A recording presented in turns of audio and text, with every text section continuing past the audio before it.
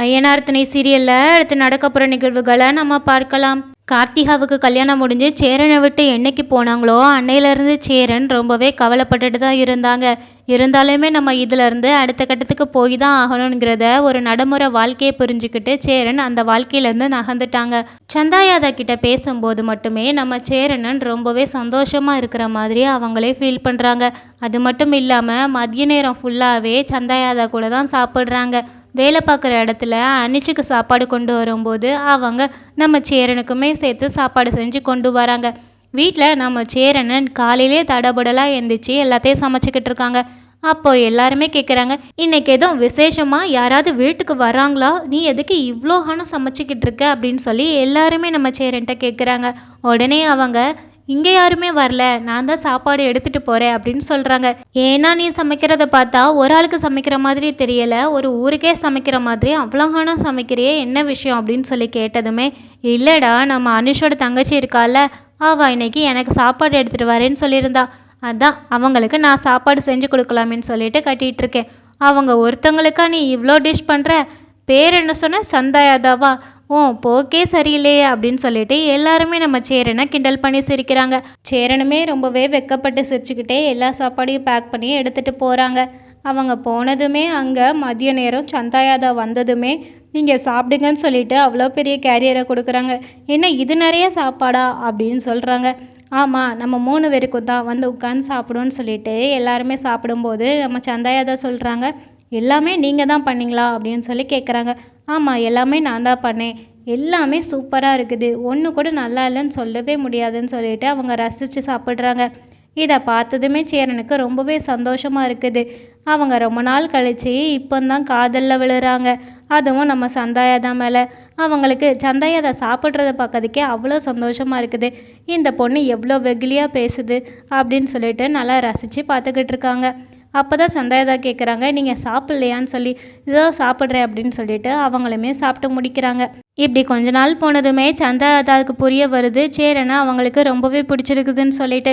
இதை நம்ம வச்சுக்கிட்டே இருக்கக்கூடாது, நேராக அவங்கக்கிட்ட சொல்லிடணும்னு நினச்சி ஒரு நாள் நம்ம சேரனோட வீட்டுக்கு தேடி போகிறாங்க.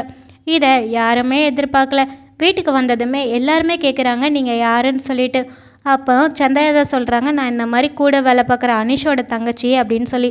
பல்லவனுக்கு ஏற்கனவே இவங்களை தெரியுங்கிறனால, இது எனக்கு தெரியும் இவங்க நம்ம சேரனன் கூட வேலை பார்க்குற அனிஷோட தங்கச்சின்னு சொல்லி வீட்டில் எல்லாருக்கிட்டையுமே சொல்கிறாங்க.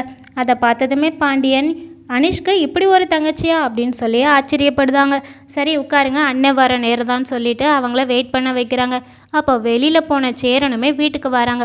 வீட்டுக்கு வந்ததுமே புதுசாக செருப்பு கிடந்தவொடனே இது யாருக்குள்ளே தான் இருக்கும்னு சொல்லிட்டு அவங்க முழிச்சுக்கிட்டே உள்ளே வராங்க. இவங்களுக்கு ஏற்கனவே சந்தாயாதாவை ரொம்பவே பிடிக்க ஆரம்பிச்சிடுச்சு. அப்புறம் பிடிச்ச பொண்ணை நம்ம வீட்டில் பார்த்ததுமே அவங்களுக்கு ரொம்பவே சந்தோஷமாயிடுது. பார்த்துட்டு, என்னம்மா நீ இங்கே வந்திருக்க, அனிஷ் எங்கன்னு சொல்லி கேட்குறாங்க. உடனே சந்தாயாதோ, இல்லை நான் சும்மா தான் உங்களை பார்க்கலான்னு சொல்லி வந்தேன் அப்படின்னு சொல்கிறாங்க. என்ன பார்க்கணுமா, என்னம்மா விஷயம்னு சொல்லி கேட்குறாங்க. உடனே அவங்க உங்ககிட்ட தனியாக பேசணும்னு சொல்லி சொல்கிறாங்க. இதை யாருமே எதிர்பார்க்கவே இல்லை. சேரனுக்குமே இதை கேட்டதும், இது என்னவா இருக்கும், என்ன விஷயமா இருக்கும், எதுக்காக நம்மளை தனியாக பேசணும்னு சொல்லி கூப்பிடுறாங்கன்னு சொல்லி ஒரு மாதிரி வெக்கமும் யோசனையும் கலந்த மாதிரி கிளம்பி போகிறாங்க. அப்படி தனியாக பேசணும்னு வந்த 2 பேருமே ரொம்பவே அமைதியாக இருக்கிறாங்க. உடனே சேரன் கேட்குறாங்க, என்னம்மா தனியாக பேசணும்னு சொல்லி கூட்டிகிட்டு வந்தீங்க, ஆனால் ரொம்பவே அமைதியாகவே இருக்கீங்களேன்னு சொல்லி கேட்குறாங்க. இதை கேட்டதுமே சந்தாயாதோ ரொம்பவே தயங்கி எனக்கு உங்களை பிடிக்குங்கிறத ஹிந்தியில் சொல்கிறாங்க. ஆனால் அவங்க ஹிந்தியில் சொன்னதுனால நம்ம சேரனுக்கு சுத்தமாக புரியவே இல்லை. என்னம்மா சொல்கிறேன்னு சொல்லி மறுபடியுமே கேட்குறாங்க. ஆனால் மறுபடியும் சொல்கிறதுக்கு சந்தாயாதாவுக்கு மனசு வரல. அதுக்கப்புறம் மறுபடியுமே தயங்கி சந்தாயாதா சொல்கிறாங்க. இதை புரிஞ்சுக்கிட்டதுமே சேரன் ரொம்பவே சந்தோஷப்படுறாங்க. சந்தோஷத்தில் சந்தாயாதாவை தூக்கிடுறாங்க. இதை சந்தாயாதாவே எதிர்பார்க்கல. திடீர்னு சேரன் இப்படி பண்ணதுனால அவங்க ரொம்பவே வெக்கப்பட்டு முகத்தை மூடுறாங்க. அது மட்டும் இல்லாமல் சேரன் சொல்கிறாங்க, எனக்கும் உங்களை ரொம்பவே பிடிக்கும்ப்பா அப்படிங்கிறாங்க. இதை கேட்டதுமே நம்ம சந்தாயாதாவுக்கு இன்னுமே சந்தோஷமாகிடுது. இப்படி 2 பேருமே சந்தோஷமாக இருக்கிறத எல்லாருமே பார்த்து சந்தோஷப்படுறாங்க. உடனே சந்தாயாதாவை பத்திரமா அவங்களோட வீட்டில் கொண்டு போய் சேரன் விட்டுட்டு வீட்டுக்கு வராங்க. அப்படி வந்ததுக்கப்புறமும் அவங்களுக்கு ஒரே அதே நினப்பாவே தான் இருக்குது. சந்தாயாதாவை பற்றி யோசிச்சுக்கிட்டே இருக்கிறாங்க. ஃபோன் போட்டு பேசலாமான்னு கூட யோசிக்கிறாங்க. இந்த நேரத்தில் தம்பிங்க எல்லாருமே வந்து ரொம்பவே கிண்டல் பண்ணுறாங்க. அண்ணே நீயும் சீக்கிரம் வீட்டுக்கு ஒரு அண்ணியை கூட்டிகிட்டு வர போல அப்படின்னு சொல்லி பல்லவன் கேட்குறாங்க. உடனே நம்ம சோழன், அண்ணே அண்ணே உன் முகத்தில் அவ்வளோ வெக்கம் தெரியுது, நீ இவ்வளோ சந்தோஷமாக இருந்து நாங்கள் பார்த்ததே இல்லைண்ணே, நீ இப்படி சந்தோஷமாகவே இருன்னு சொல்லி சொல்கிறாங்க. அது மட்டும் இல்லாமல் பாண்டியனும் சொல்கிறாங்க, அண்ணே நீ நிஜமாவே அந்த பொண்ணை விரும்புறியா அப்படின்னு சொல்லி கேட்குறாங்க. டேய் என்னடா கேள்வி இது, நிஜமாதான்டா அப்படின்னு சொல்லி சொல்கிறாங்க. இதை கேட்கும்போதே எல்லாருக்குமே சந்தோஷமாக இருக்குது. நிலா கூட அந்த பொண்ணு நல்லா தான் இருக்கிறாங்க, நீங்கள் கொடுத்து வச்சவங்கன்னு சொல்லி சொல்கிறாங்க.